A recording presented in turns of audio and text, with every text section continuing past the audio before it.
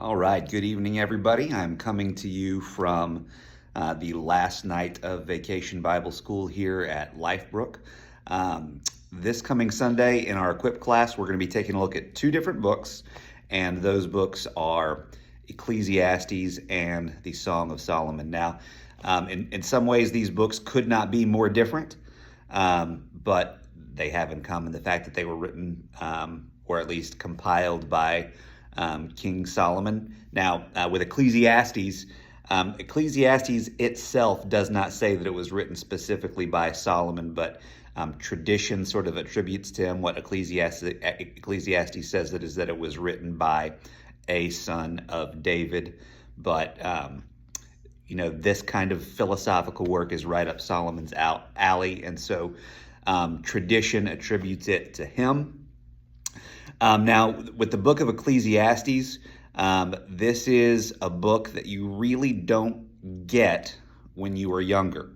But, once you've been working the daily grind of your 9-to-5 jobs and you've been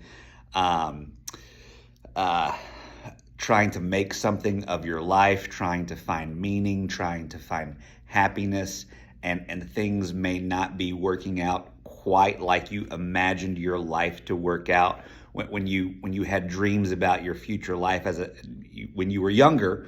When things don't start working out quite like you had hoped, that's when the book of Ecclesiastes is very helpful for you, because it asks the question that all of us ask at some point in our lives. What does all of this mean?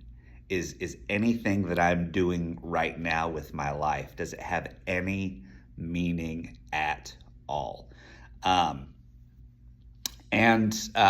this book can get, pretty dark and depressing.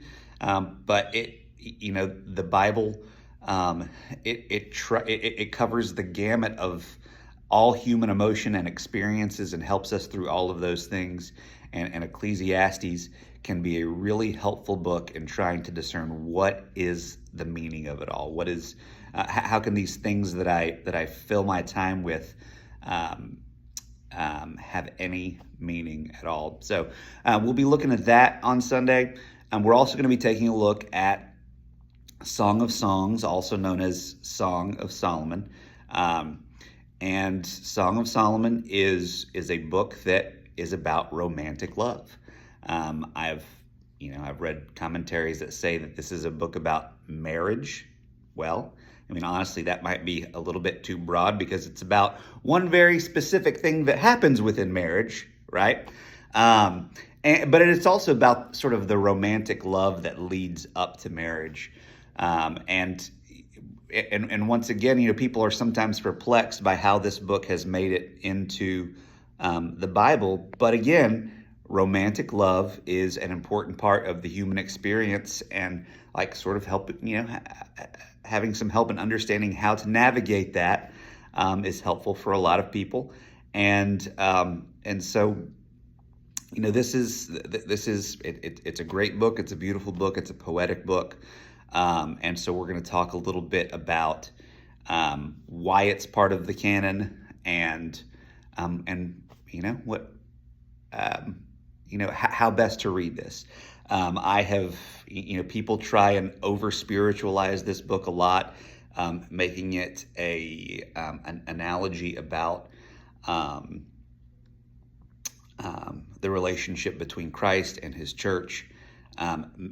Maybe I'm just a prude, but with some of the very graphic imagery that is presented in this book, that's not. I really don't think that is the intention with what Solomon's intentions are here, and what the intentions are for including it as part of the canon. I really do think that it comes down to a sort of ideal expression of romantic love between men and women. And so we'll talk about some more of that on Sunday, and I hope to see you there.